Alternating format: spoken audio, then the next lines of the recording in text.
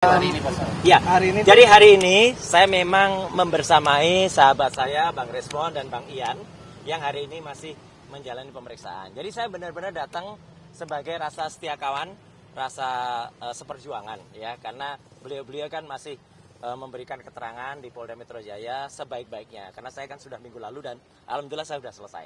Nah, sementara ini. Apalagi?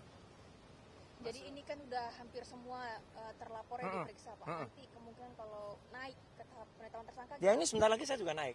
Ke tahap selanjutnya penetapan tersangka gitu gimana tanggapannya? Ya kita tunggu aja, tidak semua ya, tidak semua yang sifatnya penyelidikan naik ke penyidikan itu ada tersangkanya.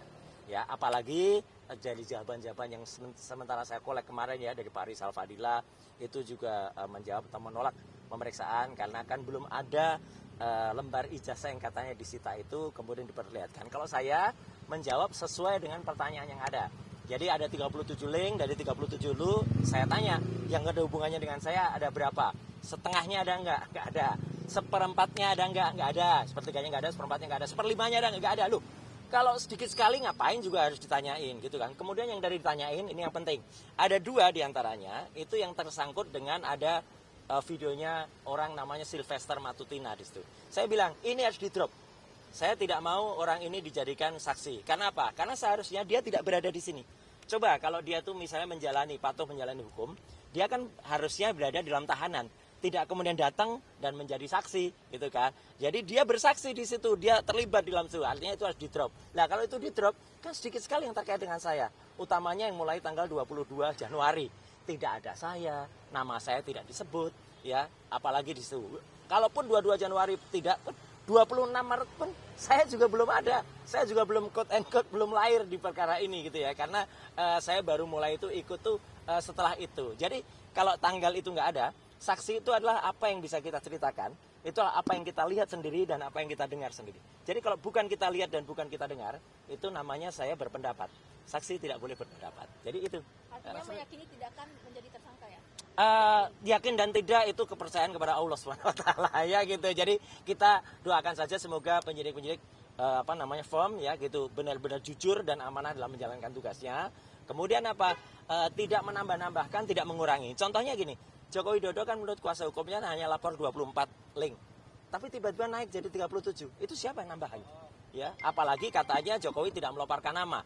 Lah kalau tidak melaporkan nama kan berarti bukan pencemaran nama baik, pencemaran peristiwa katanya gitu kan. Itu nggak ada pasal kalau peristiwa peristiwa, harusnya pencemaran nama baik. Nah jadi kita tunggu nama yang dia sebut, dan kalau tidak ada ya berarti nggak ada dong nama yang disampaikan. Jadi makanya sekali lagi hari ini saya membersamai sahabat saya Dr. Resmon Sianipar dan rekan kita juga Mas Ian ya dari salah satu podcast untuk kemudian ya kita berikan semangat gitu. Mas Ya. Roy, kalau rektor UGM yang bicara tentang Oke. kasus itu gimana? Ya bagus.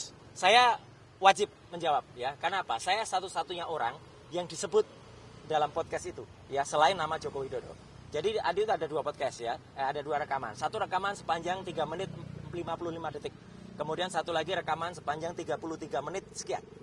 Yang rekaman sepanjang 33 menit sekian itu di menit ke-31 lebih 7 detik nama saya disebut. Ya, jadi saya harus menjawab.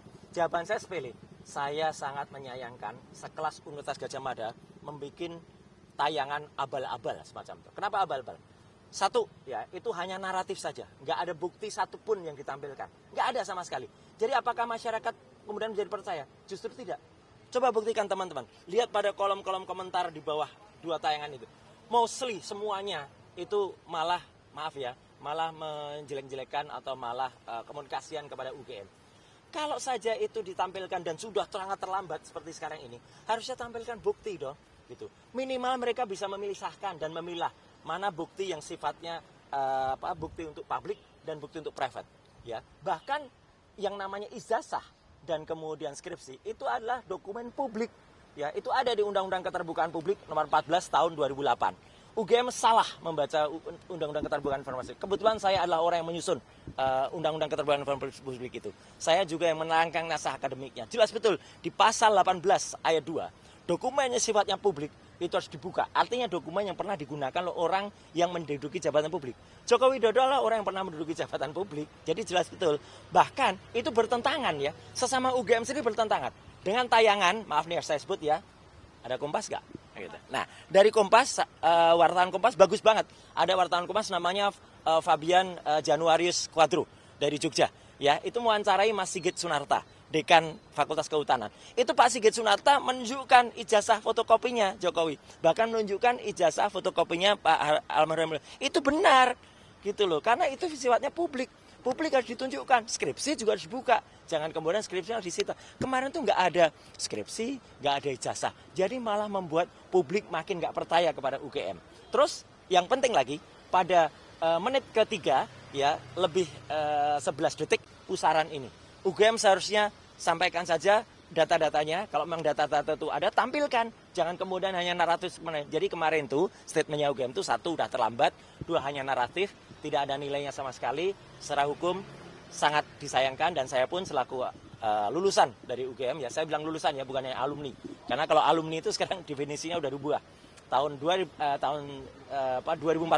ya, dalam anggaran dasar dan anggaran rumah tangga Kagama, alumni itu orang belum tentu lulus.